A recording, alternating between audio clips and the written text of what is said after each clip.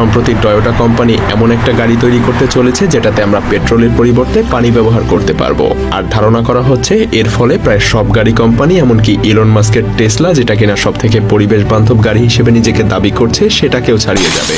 কারণ টয়োটার এই নতুন ইঞ্জিনও একটা পরিবেশ বান্ধব ইঞ্জিন হতে চলেছে। এমনকি এখানে তেল বা গ্যাসের পরিবর্তে পানি ব্যবহার করা হবে। আরো অবাক করা ব্যাপার হলো এই ইঞ্জিন থেকে ধোঁয়ার পরিবর্তে পানিই বের হবে, আবার সেই পানি দিয়েই গাড়ি চালানো যাবে। সবচেয়ে মজার ব্যাপার হলো এই পানি কিন্তু বর্তমান সময়ে মেটাল বা ইঞ্জিনের সবচাইতে বড় শত্রু। কখনো ভুলেও যদি এই পানি ইঞ্জিনের মধ্যে চলে যায় তাহলে সেই ইঞ্জিন পরবর্তীতে পুরোপুরিভাবে অকেজো হয়ে পড়ে। তাহলে এখন প্রশ্ন হলো টয়োটা কিভাবে ইঞ্জিনের এই সব থেকে বড় শত্রুকে বন্ধুতে রূপান্তরিত করবে। তো চলুন দেখে নেওয়া যাক টয়োটা কিভাবে তাদের পানি চালিত ইঞ্জিন দিয়ে পুরো পৃথিবীর চিত্র পাল্টে দিতে যাচ্ছে। টয়োটা হলো এমন একটা কোম্পানি যারা কখনোই কোনো ট্রেন্ড ফলো করে না, বরং তারা নিজেরাই একটা ট্রেন্ড তৈরি করে যেটা অন্যান্য বড় কোম্পানিগুলো ফলো করে। আর এজন্যই তাদের একমাত্র ফোকাস হলো ইনোভেশন বা নতুনত্বে। আর তাই তো 1990 সালে যখন পুরো পৃথিবী ইলেকট্রিক গাড়ির কথা চিন্তায়ও আনতে পারছিল না, তখন টয়োটাই পৃথিবীর প্রথম হাইব্রিড ইলেকট্রিক গাড়ি টয়োটা প্রিয়াস লঞ্চ করে বসে। আর এভাবেই টয়োটা গাড়ির বাজারে ইভিএস বা ইলেকট্রিক গাড়ির একটা ট্রেন্ড সেট করে দেয়। কিন্তু টয়োটা নিজেই নিজেদের এই সাফল্যে খুশি হতে পারছিল না, কারণ টয়োটার সেই ইলেকট্রিক কার যখন পুরো পৃথিবী জুড়ে পরিচিত হচ্ছিল তখন তারা এই গাড়িতে বড় কিছু সমস্যা দেখতে পায়। আর তখনই টয়োটা এই গাড়ির উৎপাদন বন্ধ করে দেয়। কিন্তু কি ছিল সেই সমস্যা, যেটা ঠিক না করে বরং গাড়ি তৈরি করাই বন্ধ করে দিতে হলো? মূলত টয়োটা যখন তাদের টয়োটা প্রিয়সকে পুরোপুরি ভালোভাবে পরীক্ষা করে তখন তারা দুইটা বড় সমস্যা দেখতে পায়। প্রথমত, ইলেকট্রিক কার একটা পরিবেশ বান্ধব গাড়ি হলেও একে চার্জ করার জন্য চার্জিং স্টেশনগুলোতে যে শক্তি জমা করা হয় সেগুলো কয়লা, প্রাকৃতিক গ্যাস, ডিজেল এগুলো থেকেই আসে, যেগুলো পরিবেশ দূষণের অন্যতম বড় কারণ। দ্বিতীয়ত, ইলেকট্রিক গাড়িতে যে ব্যাটারি ব্যবহার করা হয় সেটা তৈরি করা হয় লিথিয়াম, কোবাল্ট, নিকেলের মতো মেটাল দিয়ে। আর এইসব মেটাল থেকে একটা ব্যাটারি তৈরি করতে যে পরিমাণ জ্বালানি পোড়াতে হয় সেটা দিয়ে বরং দুইটা সাধারণ গাড়ি পুরোপুরিভাবে তৈরি হয়ে যাবে। আর এ কারণেই তারা ইলেকট্রিক গাড়ির উৎপাদন বন্ধ করে দিয়ে অন্য সব সাধারণ গাড়িকেই আরো বেশি ইমপ্রুভ করার কাজে মনোযোগ দেয়। তবে তাদের এই সমস্যার একটা সমাধান হতে পারে হাইড্রোজেন গ্যাস, কারণ একটা হাইড্রোজেন গ্যাসে দুইটা হাইড্রোজেন মলিকিউল থাকে। আর হাইড্রোজেনের আকার ছোট হওয়ার কারণে এটা খুব সহজেই কোনো ট্যাঙ্কে অনেক বেশি করে জমিয়ে রাখা যায়। এছাড়াও দুইটা হাইড্রোজেন মলিকিউলের মধ্যকার বন্ধন অনেক বেশি হওয়ায় খুব সহজেই তা ভেঙে প্রচুর পরিমাণে শক্তিও পাওয়া যায়, যেটা পেট্রোলের চেয়ে 3 গুণ বেশি। এছাড়াও এতে কার্বন ডাই অক্সাইডের মতো ভয়াবহ গ্যাস নির্গত হয় না। কিন্তু হাইড্রোজেন ব্যবহার করার কিছু ভয়ঙ্কর দিকও আছে, কারণ হাইড্রোজেন হলো একটা দাহ্য পদার্থ। আর তাই খুব সহজেই 100% পিওর হাইড্রোজেন গ্যাসে আগুন লেগে যায়। তাই বলাই যায় একটা গাড়িতে ট্যাঙ্ক ভর্তি হাইড্রোজেন গ্যাস নিয়ে ঘোরা আর গাড়িতে বিশাল একটা টাইম বোমা নিয়ে ঘোরা যেন একই কথা। সহজে বলতে গেলে এমন হাইড্রোজেন দিয়ে চালিত 100টা গাড়ি যদি কোনো ট্রাফিক জ্যামে আটকে যায় তাহলে সেই পুরো জায়গাটাই একটা অ্যাটম বোমে পরিণত হয়ে যায়, যেটা যে কোনো মুহূর্তেই ফাটতে পারে। আর এই সমস্যার কারণেই টয়োটা প্রাথমিকভাবে তাদের আইডিয়াটা নিয়ে আর কাজ করেনি। তারা মনে করে যেহেতু হাইড্রোজেন 100% পিওর অবস্থায় দাহ্য বা যে কোনো মুহূর্তে আগুন লেগে যেতে পারে, তাই তারা এটার সমাধান করলেই খুব সহজেই হাইড্রোজেন গাড়িতে ব্যবহার করতে পারবে। যার কারণে এই সমস্যার সমাধান হিসেবে হাইড্রোজেনের সাথে অন্য কোনো একটা পদার্থ মিশ্রিত করার সিদ্ধান্ত নেয়। এতে করে হাইড্রোজেন আর 100% পিওর থাকবে না, তাই এতে সহজে আগুন ধরারও কোনো সুযোগ থাকবে না। আর এখান থেকেই আসে পানি চালিত গাড়ির আইডিয়া। কিন্তু তারপরেও এখানে আরেকটা বড় সমস্যা দেখা দেয়, আর তা হলো টয়োটা যখন তাদের গবেষণা শুরু করে তখন তারা দেখতে পায় এর আগেও কিছু কিছু গবেষক পানি দিয়ে গাড়ি চালানোর চেষ্টা করেছিল, যদিও তারা প্রাথমিকভাবে সফল হয়েছিল, কিন্তু পরবর্তীতে বিভিন্ন কারণে সেই আইডিয়া আর বড় কোনো কিছুতে রূপ নিতে পারেনি।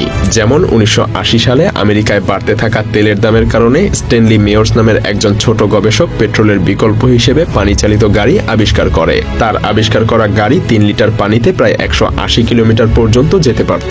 কিন্তু স্বাভাবিকভাবেই বড় বড় পেট্রোল কোম্পানিগুলো এই ব্যাপারটা ভালোভাবে নেয়নি, কারণ এই আইডিয়া সবার কাছে পৌঁছালে তাদের ব্যবসা তো লাটে উঠে যাবে। তো 1998 সালে তিনি কিছু ইনভেস্টরের সাথে হোটেলে তার আবিষ্কার করা এই গাড়ি নিয়ে আলোচনা করছিল। তখন হঠাৎ করেই তার গলা শুকিয়ে আসতে শুরু করে। তিনি দৌড়ে হোটেল থেকে বাইরে চলে আসেন। কেউ তাকে কোনো রকম সাহায্য করার আগেই রাস্তাতেই তার মৃত্যু হয়ে যায়। আর সব থেকে ভয়ানক ব্যাপার হলো তার মৃত্যুর কিছুদিন পরেই তার বানানো গাড়ি আর তার সব ডিজাইন তার গ্যারেজ থেকে হাওয়া হয়ে যায়। কে বা কারা এমনটা করতে পারে তা সহজেই ধারণা করা যায়। বলা হয় সেই গাড়ির ডিজাইন যদি আজ থাকতো তাহলে বিদ্যুৎ চালিত গাড়ির আর কোনো অস্তিত্বই থাকতো না। এখানেই শেষ না, মেয়র্সের আবিষ্কার করা গাড়ির পর বিশ্বে আরো অনেকেই পানি দিয়ে চলা গাড়ি আবিষ্কারের চেষ্টা করেছিল। যেমন 2018 সালে ভারতের একদল শিক্ষার্থী পানি দিয়ে চলতে পারে এমন একটা গাড়ি আবিষ্কার করেছিল, তারা মারুতি গাড়ির ফুয়েল ট্যাঙ্কে ক্যালসিয়াম কার্বাইডের টুকরো আর পানি মিশিয়ে কেমিক্যাল রিয়েকশন ঘটায়, ফলে দাহ্য এসিটিলিন গ্যাস তৈরি হয়, যেটা দিয়ে সহজেই গাড়ি চলতে পারে। কিন্তু সব ডিজাইনেই কিছু না কিছু সমস্যা ছিল, আর সেই সমস্যাগুলোর মধ্যে 3টা বড় সমস্যাও ছিল। প্রথম সমস্যাটা হলো পানি আর গাড়ির ফুয়েল ট্যাঙ্ক একসাথে রাখাটাই বিপজ্জনক, কারণ পানিতে থাকা অক্সিজেনের কারণে ফুয়েল ট্যাঙ্কে খুব সহজেই মরিচা ধরে নষ্ট হয়ে যায়। দ্বিতীয়ত, ক্যালসিয়াম কার্বাইডকে পানিতে মেশানোর ফলে এসিটিলিন গ্যাসের পাশাপাশি ক্যালসিয়াম কার্বাইড তৈরি হয়, যেটা ফুয়েল ট্যাঙ্ককে ব্লক করে দেয়। আর তৃতীয় সবচেয়ে বড় সমস্যা ছিল এসিটিলিন গ্যাস পানির চেয়ে বেশি মরিচা ধরাতে পারে, সেই সাথে এটা হাইড্রোজেন গ্যাসের চেয়ে বেশি অস্থিতিশীল। এছাড়াও এই গ্যাস ভয়ঙ্কর বিষাক্ত, অর্থাৎ পানি দিয়ে চলার জন্য এ পর্যন্ত যতগুলো ইঞ্জিন ডিজাইন করা হয়েছে তার সবগুলোই প্রায় অসম্ভব। তাহলে টয়োটা কিভাবে তাদের পানি দিয়ে চালিত এই ইঞ্জিন ডিজাইন করলো? এখানেই প্রমাণ পাওয়া যায় টয়োটার ইঞ্জিনিয়ারদের দক্ষতা। তারা তাদের প্রথমে সেই ব্যর্থতা ঝেড়ে আবার পুরোদমে নতুনভাবে শুরু করে। পেট্রোল চালিত engine, hydrogen engine, electric engine, এই সবকিছু নিয়েই তারা আবার গবেষণা শুরু করে। তারা সেই গবেষণা থেকেই ইঞ্জিন 3টার সব থেকে ভালো দিকগুলোর সংমিশ্রণের মাধ্যমে পানি দিয়ে চালিত সক্ষম ইঞ্জিন তৈরি করে। ভাবছেন এটা কিভাবে সম্ভব? চলুন স্বল্প পরিসরে জেনে নেওয়া যাক। একবার ভাবুন তো, হাইড্রোজেন গাড়ির ফুয়েল স্টেশনে কি হয়? মূলত এগুলো ইলেকট্রিক গাড়িরই চার্জিং স্টেশনের মতো কাজ করে। শুধু গাড়িতে সরাসরি বিদ্যুৎ দেওয়ার পরিবর্তে তারা পানিতে বিদ্যুৎ সরবরাহ করে। তারপর ইলেকট্রোলাইসিস বা এক বিশেষ প্রক্রিয়ার মাধ্যমে পানি আর হাইড্রোজেন আলাদা হয়ে যায়। সবশেষে এই আলাদা হওয়া হাইড্রোজেন গাড়ির ফুয়েল ট্যাঙ্কে ভর্তি করা হয়। কিন্তু আমরা প্রথমেই জেনেছি হাইড্রোজেন ভরা ট্যাঙ্ক একটা টাইম বোমার সমান। সেজন্য টয়োটা সিদ্ধান্ত নেয় হাইড্রোজেন ফুয়েল স্টেশনের পুরো সেটআপ গাড়িতেই তারা তৈরি করে ফেলবে। এতে করে একটা ফুয়েলের স্টেশনে যতটা বিপদের সম্ভাবনার সৃষ্টি হতে পারে সেটা আর ঘটবে না, কারণ পুরো সিস্টেমটাই গাড়িতে থাকলে তো আর ফুয়েল স্টেশনের প্রয়োজন নেই। আর গাড়ির সেই সেটআপে ফুয়েল ট্যাঙ্কে হাইড্রোজেন গ্যাসের পরিবর্তে সরাসরি পানি দেয়া হবে।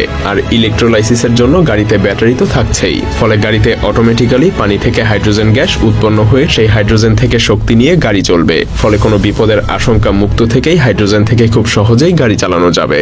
আর ফুয়েল ট্যাঙ্ককে মরিচা ধরা থেকে রক্ষা করতে ট্যাঙ্কটাকে মরিচা প্রতিরোধী একটা প্রলেপ দিয়ে বানালেই ব্যাস সমস্যার সমাধান হয়ে গেল। এভাবেই টয়োটা আগের তৈরি করা সব ইঞ্জিনের ভালো ভালো দিকগুলো একত্র করে একটা বেস্ট ইঞ্জিন ডিজাইন করে। যদিও টয়োটার এই পানি চালিত গাড়ির আইডিয়া এখন পর্যন্ত কাগজ কলমে আছে, এই গাড়ির শুধুমাত্র একটা প্রোটোটাইপই তৈরি করা হয়েছে। এজন্যই টয়োটার এই গাড়ির ইঞ্জিনের ব্যাপারে খুব বেশি তথ্য কারো কাছেই নেই। তো এখন আমাদের একটু অপেক্ষা করতে হবে টয়োটা তাদের এই সকল সমস্যার সমাধান করে আমাদের জন্য পানি দিয়ে চালিত কোনো গাড়ি নিয়ে আসতে পারে কিনা। আর এটা সম্ভব হলে বলাই যায় খুব দ্রুতই আমাদের পুরো পৃথিবীর চিত্র পাল্টে যেতে চলেছে।